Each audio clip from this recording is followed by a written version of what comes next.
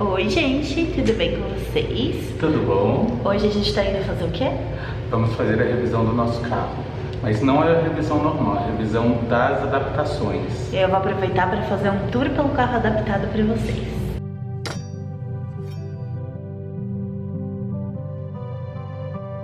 Esse aqui é o nosso carrinho. Eu já encontrei muitos veganinhos por conta desse adesivo na rua. Então se vocês me virem, por favor, me buzinem, tá? E esse adesivo que a gente tem tanto aqui quanto na frente do carro, depois eu mostro pra vocês, ele não tem nenhum valor legal. O que realmente tem uma função legal é esse documento aqui, ó, que é pra você poder parar em vagas destinadas, né, e tudo. Mas esses adesivos, eles ajudam bastante na identificação do condutor com alguma deficiência, porque dependendo da adaptação, como é o caso do Theo, as mãos estão sempre ocupadas, porque as mãos fazem o que normalmente os pés fariam, né? Então, para uma parada policial, alguma coisa assim, isso facilita bastante a identificação e também para algum outro tipo de ajuda, né? De auxílio de pessoas no estacionamento, em hospitais e coisas do tipo, tá? Em geral, inclusive, antes da gente colocar a adaptação, a gente estava se dirigindo, por exemplo, ao lugar de vaga adaptada, a pessoa não entendia muito bem. Com a identificação já fica muito claro, embora isso não tenha um valor legal, né? Isso aí.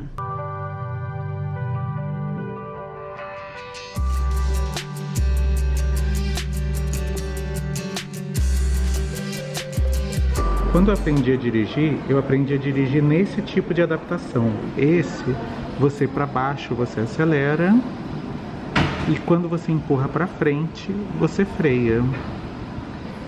Então você pode eventualmente acelerar e ele faz esse movimento aqui se você quiser frear rapidamente.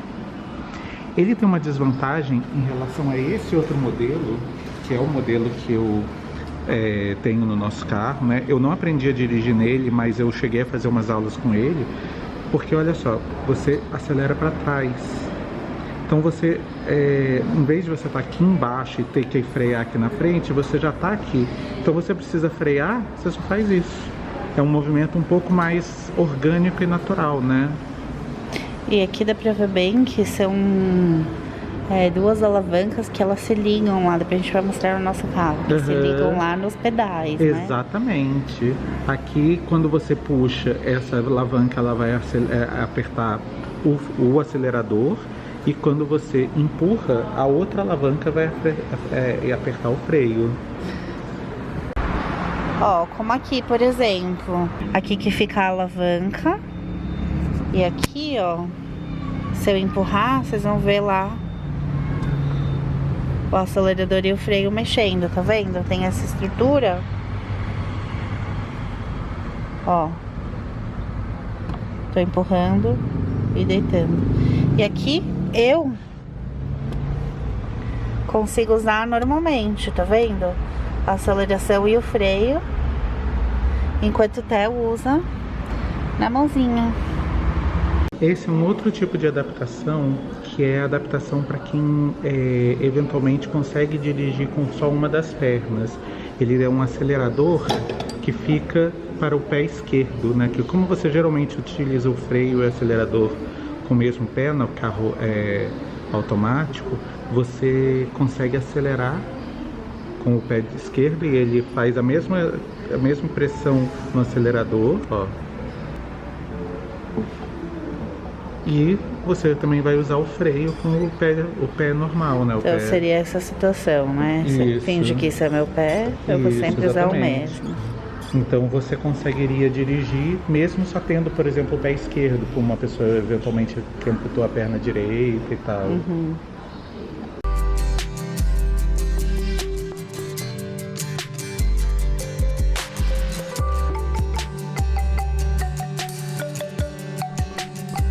E aí, só para completar, por isso a necessidade do pomo. Porque como eu só tenho uma mão livre para usar o volante, para você virar e tal, com uma mão só é muito difícil. Então o pomo ele facilita, só que também facilita para quem usa para quem usa as duas mãos, porque para manobrar... É isso que eu ia dizer, que eu adoro esse pomo para manobrar, sabe? Para fazer baliza a gente faz rapidinho, porque com a mão, assim, já vira a direção inteira. E é uma coisa que eu acho que todo mundo deveria comprar, porque facilita muito, muito, muito. Não é muito baratinho por ser uma estrutura bem simples, eu já vou mostrar pra vocês, mas vale muito a pena. É um tipo de investimento que às vezes a gente paga mais caro em outras coisas que não valem tanto a pena assim num carro, sabe? Ó, esse é o nosso pomo. O nosso é o modelo mais simples, mas eu vi agora uns modelos lindos, né, amor? Que deu vontade de trocar. Quem sabe o outro ano a gente troque.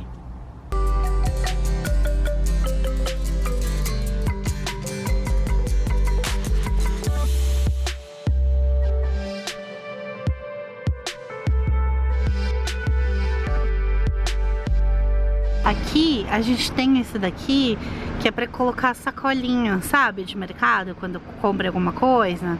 Então ficar presa atrás, na parte de trás do banco. E aí a gente pendura alguma coisa aqui pra não ter que abaixar lá no chão. Isso ajuda pra caramba, se tem alguma mobilidade reduzida, alguma coisa, sabe? Aqui eu também tenho esse tipo de organizador, sabe? Que aí ficam todas as sacolas de mercado, as eco bags.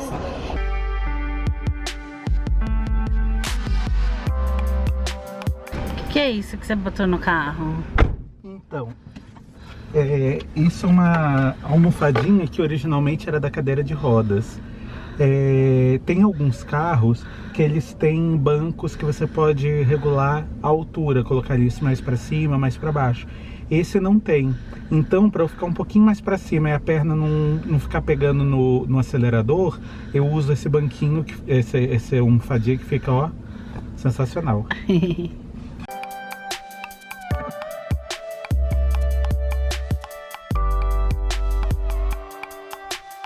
Aqui a gente vê que como que a experiência para direção, assim como todas as experiências no caso de pessoas com deficiência, elas são diferentes, porque os corpos são diferentes, né?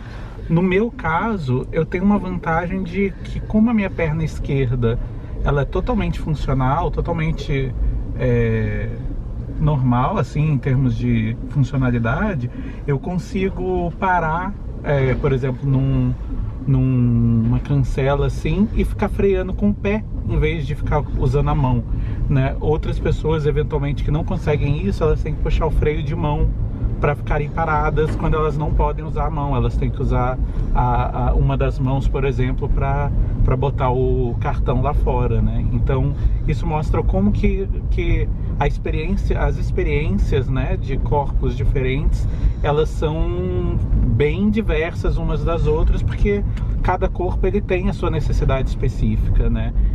Então é isso.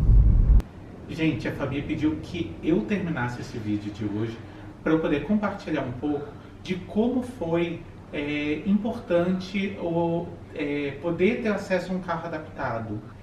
Meus pais nunca dirigiram, minha mãe eu acho que nunca pegou num carro, meu pai também, pelo que eu sei, não.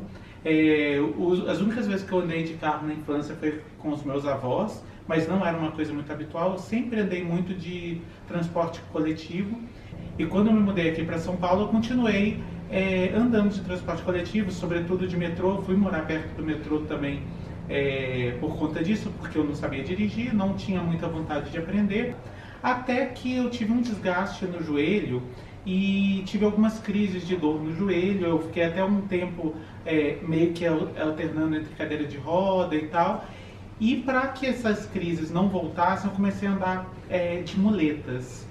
No começo, quando você começa a andar de muletas, é mais difícil, porque é uma outra forma de andar, os seus braços ainda não estão acostumados, então você tem dor no ombro, tem dor na mão, e você não consegue andar distâncias muito longas.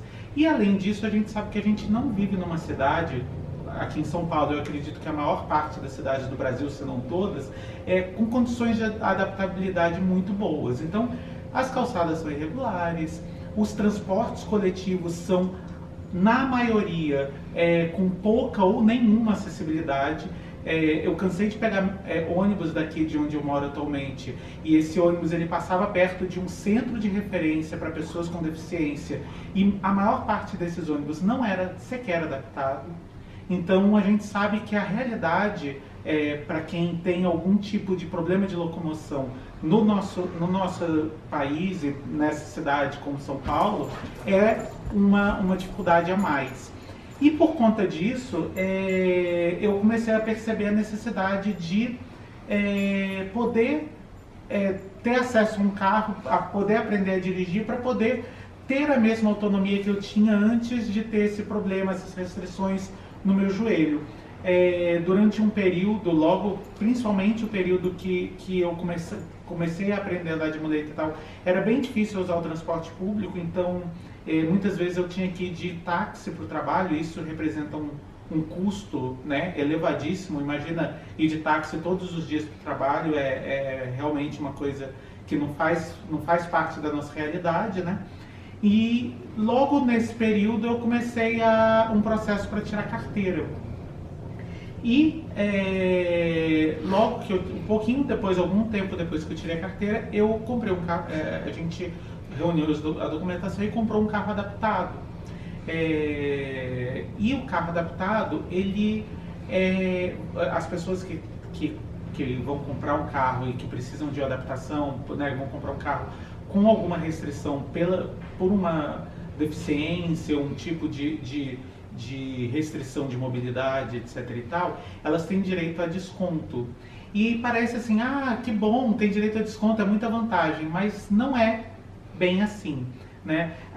A gente não pode comprar qualquer tipo de carro. Eu, por exemplo, não posso comprar um carro com embreagem, eu tenho que comprar um carro automático. E o carro automático é cerca de 30% mais caro, geralmente, do que um carro com embreagem. E a gente tem um desconto de 30% dos impostos que o governo coloca sobre esse carro, tanto os impostos federais quanto os estaduais.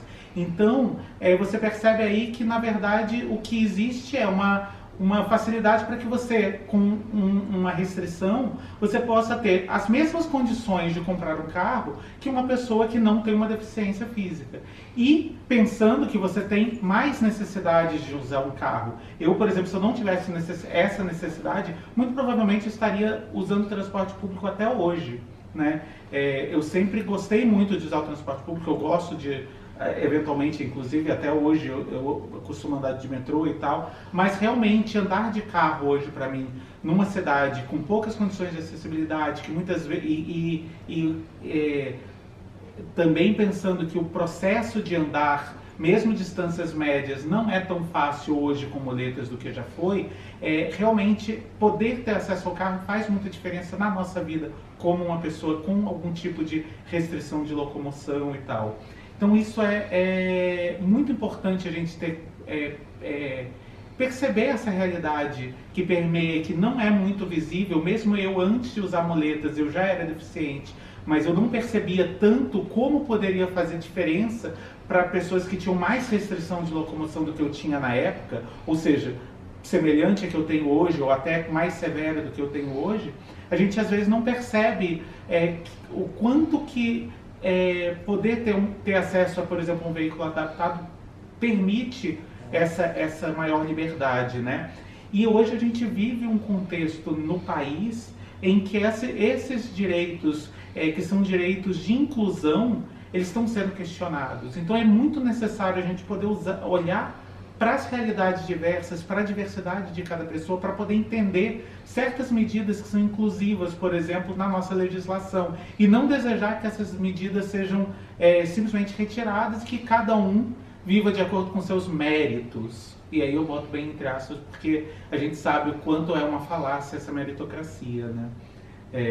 Porque ela esconde, na verdade, uma grande dissimetria de oportunidades que uma sociedade como a nossa, extremamente desigual, oferta para pessoas diferentes, com diferentes necessidades e realidades. Então é isso, eu queria compartilhar isso com vocês, e aí é a minha vez de pedir um like nesse vídeo, pedir que, se você não for inscrito, se inscreva e compartilhe esse conteúdo, porque é um conteúdo que, além de ser informativo, ele é um conteúdo que tem uma mensagem claramente política e inclusiva, né? Então a gente precisa fazer com que essa voz que deseja que a diversidade tenha espaço, ela simplifique, e esse canal é um desses espaços. Muito obrigado por ter assistido até aqui. Um beijo para vocês.